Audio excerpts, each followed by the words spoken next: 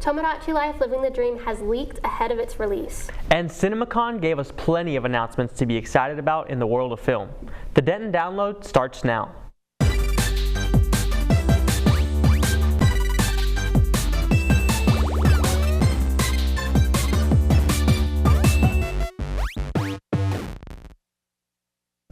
Good afternoon, I'm Christian Bursuch. And I'm Marty Bratcher.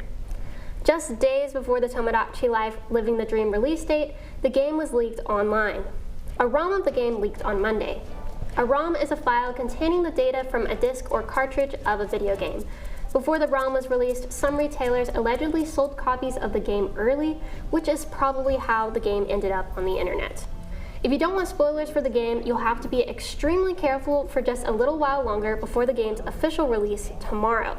Other Switch 1 games like Metroid Prime 4, Beyond, and Pokemon Legends were also leaked before release in 2025.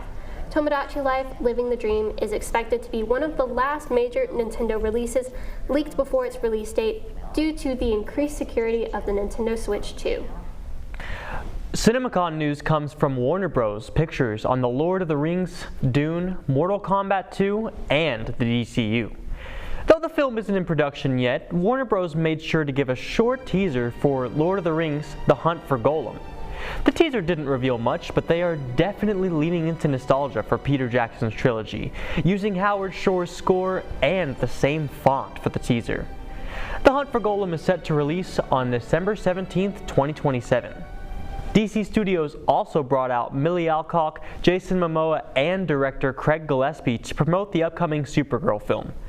The trio showed off an extended clip showing Kara being attacked by space pirates on a spaceship, unable to fight back until a yellow star emerges, granting her her powers and the ability to handle the pirates. Supergirl releases June 26, 2026.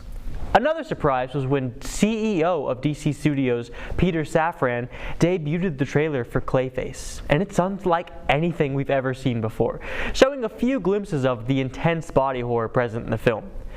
The film differs from the Clayface origin story present in the comics, following an attractive star, played by Tom Rhys-Harris, who suffers some sort of accident that turns him into a clay monster. The trailer left us with more questions than answers, but this has the chance to be the scariest comic book movie ever made. Clayface releases just in time for Halloween this year, on October 23, 2026. The highlight of the showcase, though, was when over a dozen people dressed in Freeman garb took the stage to introduce the presentation for Dune Part 3. If that wasn't cool enough, director Denis Villeneuve took the stage to talk about the film alongside Jason Momoa, Zendaya, and Timothée Chalamet. Villeneuve then debuted the first 7 minutes of Dune Part 3. The clip showed the Freemen, led by Javier Bardem's Stilgar, seemingly invading a planet with some intense defense. Now, the scene ended before the battle was resolved, but the film franchise is looking more intense than ever. Dune Part 3 releases December 18th, 2026. Lastly, fans also got a look at the new upcoming Mortal Kombat 2 film, showing us Johnny Cage, played by Karl Urban, and Baraka, played by CJ Bloomfield, in an intense brawl at the end of Shao Kahn's reign. It's going to be a big year for Warner Brothers, and Mortal Kombat 2 will fly its way into theaters May 8th, 2026. Sony's presentation at CinemaCon on April 14th gave fans a sneak peek into the future of several huge film series, including The Spider-Verse, Resident Evil, Jumanji, and more. A new Spider-Man Brand New Day clip revealed more on the relationships between Peter, Ned, MJ, and MJ's new boyfriend. Miles Morales is finally back on the film scene after early footage from Spider-Man Beyond the Spider-Verse debuted at CinemaCon. The film is set to release on June 18th, 2027. Resident Evil director Zach Kreger said the Resident Evil film will have the pacing and atmosphere of the games without the narrative gymnastics. The next movie in the Jumanji series, Jumanji Open World, is coming to theaters on December 25th, 2026. A clip from the film showed how the Jumanji video game has spread into the real world. It was also announced that the video game Bloodborne will be getting an R-rated animated film produced by the famous gaming YouTuber Jacksepticeye. The team working on the Helldivers movie as well, which is set to release on November 10th, 2027, will be heading to New Zealand to start building the film in the next few weeks. Jason Momoa was previously revealed to be the leading star of the movie as a Helldiver soldier. Busy day for Jason Momoa at CinemaCon. Seemed like every movie that got revealed, Jason Momoa is starring in it. But more than 3 minutes of footage from Paramount's highly anticipated The Legend of Aang: The Last Airbender movie was leaked on Sunday.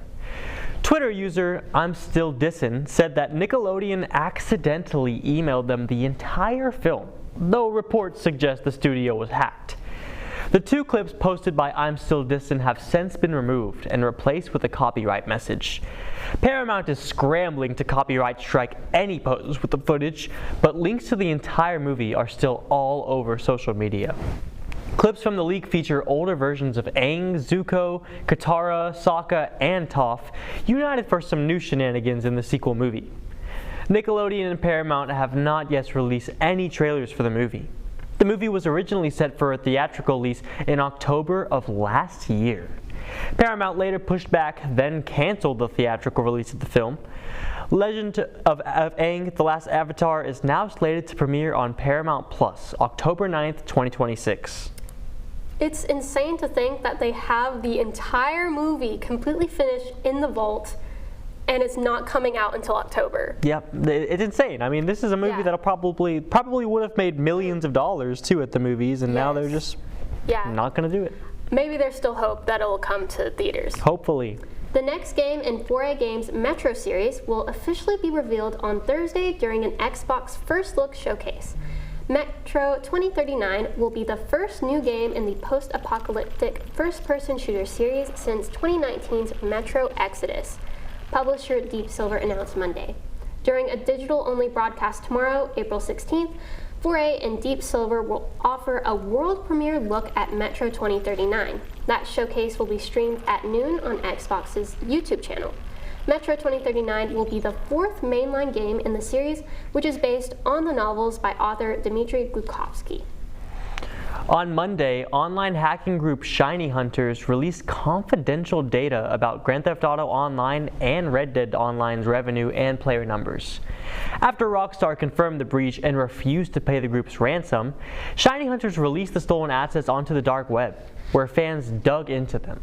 Although there weren't any GTA 6 leaks, what fans found and what Kotaku was able to verify with those who have seen the data is a lot of numbers that show just how profitable GTA Online is still in 2026. And that's led to an odd thing. Rockstar's parent company saw its stock price go up in the morning following what many consider to be bad news for the company. Ashish Sharma, the new CEO of Xbox, has signaled that the price of Game Pass may be coming down soon. In an internal memo meant only for Xbox employees, Sharma made it clear she was unsatisfied with the current formula Xbox is using for its subscription model. Game Pass is central to gaming value on Xbox. It's also clear that the current model isn't the final one, Sharma allegedly said. Short-term, Game Pass has become too expensive for players, so we need a better value equation. Xbox has raised the price of Game Pass twice in the last 15 months, with the Ultimate tier now costing gamers $30 a month if they want to have access to AAA titles like Call of Duty. It's too early to say whether we'll see a price change in the near future, but it's refreshing to see the Xbox brand thinking clearly again about their pricing. Absolutely. I mean, I was a Game Pass subscriber since its inception until whenever it was they raised the price to $30. I mean, $15, even $17 with that first little price raise. I can do that, but $30 a month is insane. All of the games that I want to play, if I play them for 2 months on Game Pass, I've spent the money. But Overwatch Season 2 is here. After a successful relaunch earlier this year, Season 2 drops alongside DPS hero Sierra, and an official launch on the Nintendo Switch 2. Season 2 kicks off with Operation Grand Mesa, an event tied to the Reign of Talon story and Sierra's lore. Operation Grand Mesa puts Sierra's arrival front and center with a 3-week event built around the aftermath of her stand against Talon. Uncover more details surrounding the assault on Watch Point Grand Mesa and the reasons it was targeted by Talon. Along with Operation Grand Mesa, Season 2 brings hero reworks and for the first time ever, post-match game chat with the other team. Yeah, that is insane. That's gonna be interesting. We've already seen there was some players that got invited to test it early, and luckily it was calm and cordial in the talks. But we know that's not how it's gonna be. That is not how it's. It's like, wow, that's insane. Well, Overwatch's competitor, Marvel Rivals, is also kicking off a new season, Season 7.5, on April 17th with a new hero and updated balance adjustments. Later this month, players can enjoy new game modes and, of course, the annual Hellfire Gala. Black Cat is coming to the mid-season as a duelist. According to creative director Guang Guang, Black Cat uses wall climbing and double jumps to navigate the map and steal her enemy's fortune with her grappling hook. She can use Stolen Fortune to either buff her abilities or trade with the Gilded Saint for rare treasures. These treasures boost her own abilities and provide advantages for her entire team. Her enhanced Claw Strikes and Phantom Pursuit allows her to tear through enemy defenses, then safely disengage. Black Cat's ultimate ability issues a calling card to all enemies before striking like a phantom, instantly dashing to any target to deliver lethal damage. A new PvE mode, Blood Hunt, sees the return of Dracula and the Vampire Crisis on April 23rd. The game mode includes a new storyline with 4 bosses, hero progression, and a loot system. The 2026 Hellfire Gala event will also begin on April 23rd. Since Emma Frost was voted Best Dressed during the 2025 Hellfire Gala, players can claim a free Emma Frost cosmetic by playing matches. This year, players will again be able to vote for this year's Best Dressed, the winner of which will receive an exclusive free costume next year. On April 30th, gamers can start reliving the Infinity Saga with the launch of a new asymmetrical PvP game mode, Path to Doomsday: The Avengers mode. Players will fight as either Loki or the Avengers facing him in this game mode, just like the 2012 Marvel film Avengers. The rest of Season 7 on the Hunt is packed with plenty to keep Marvel Rivals fans busy. Yeah, I really hope that the characters don't keep getting more complex. I mean, think about Deadpool and Black Cat. There's so much layers to them. Like, I think that they maybe need to stop with all the upgrade characters. I had to watch the video on her like a couple times to understand what her moves were. It definitely is interesting, but maybe not beginner friendly. Yeah, very complex. But after a tough decline in Season 1, players are actually quite pleased with Battlefield 6 Season 2 so far. With the launch of Operation Augur, players are starting to return to the game that launched to over 700,000 concurrent players on Steam. Operation Augur is a large two-phase game mode that drops players into a fictional war between NATO and Pax Armada. Fans have compared Operation Augur to the widely beloved operations present in Battlefield 1. Large-scale, two-phase battles telling World War I stories, similar to Operation Augur. But the improved Steam reviews show that this is the right direction for Battlefield 6. In other news, Epic Games is reportedly working on an Arc Raiders-like extraction shooter in partnership with Disney. According to Bloomberg, the new project is one of several games currently in development with the extraction shooter expected to launch in November. According to Bloomberg sources, it will be a shooting game along the lines of Embark Studios' hit Arc Raiders, but with Disney characters battling enemies until they can reach an extraction point. Although not ready to formally announce the game, a Disney spokesperson added, "We remain focused on our long-term collaboration with Epic, which continues to have strong momentum, and our work to build a transformational game and entertainment universe remains unchanged." So as an Arc Raiders player, how do you feel about possibly playing Arc Raiders as Mickey Mouse? Dream come true, sign me up. It's like Kingdom Hearts all over again. Yes. People were like, no, this isn't possible. They could totally make some silly mode where Mickey is shooting like pillow monsters or something and make, I don't know, it could be fun. I really am excited. And I've heard people wondering if it's not only going to be like stereotypical Disney characters, but also like Marvel, Star Wars. Yeah, so maybe, hopefully we'll see all those characters. That'd be cool. Mike Coulter, the actor who portrays Luke Cage in the Marvel Cinematic Universe, has set the internet on fire after his latest Instagram post, showing off photos of him and co-stars Charlie Cox, Finn Jones, and Kristen Ritter on the set of Daredevil: Born Again. One photo stuck out to fans more than others. The now deleted photo featuring Coulter posing next to Matt Murdock himself, Charlie Cox, wearing prison attire. With Born Again Season 2 ramping up, fans have speculated that Daredevil could be sent to prison by Kingpin at some point in the Disney Plus series. And Coulter's post all but confirms the theories. Leave it to the Marvel actors to spoil what's happening. It's always them. You know, Kevin Feige was waiting with his sniper like he is, and it was handled. But in more Marvel news, fans of Insomniac's Spider-Man games were left excited after a post on Instagram that has also since been deleted. Ben Jordan, who serves as the facial model for Peter Parker in the series, shared a behind-the-scenes image of himself recently doing facial capture work. While Jordan could have been working on a litany of different projects, he happened to tag the image with the caption, "If you know, you know," alongside a spider emoji. The clear tease from Jordan here is that he is doing work associated with the Spider-Man franchise, likely that of Marvel's Spider-Man 3. Not only Marvel actors, but Spider-Man actors specifically are so bad about leaking. I agree. Yes. It's horrible. Well, one thing that came to my mind is with all these events of Spider-Man and Marvel Rivals, he is the voice where Yuri is the voice of Spider-Man and Rivals also. Maybe they're doing some collab where he'll get a skin in Marvel Rivals. Maybe it's not Spider-Man 3. I don't know. We'll see. Mojang Studios has just opened the doors to early testing for its next major Minecraft game drop, Chaos Cubed. The update, set for a full release in the second quarter of 2026, introduces a new chaotic new twist to cave exploration and mob interactions. At the heart of it is the adorable Sulfur Cube, a small mob that lives in brand new sulfur caves. These underground biomes feature bubbling pools, yellow sulfur blocks, red cinnabar blocks, and a distinctive spa-like atmosphere. Players can feed the Sulfur Cube different blocks, transforming the cube and granting it wild physics-based abilities. Some make it bounce like a slime block, others let it slide across surfaces, and some turn it sticky for climbing or trapping. Early testers are already buzzing about the new blocks and the potential for creative builds and minigames.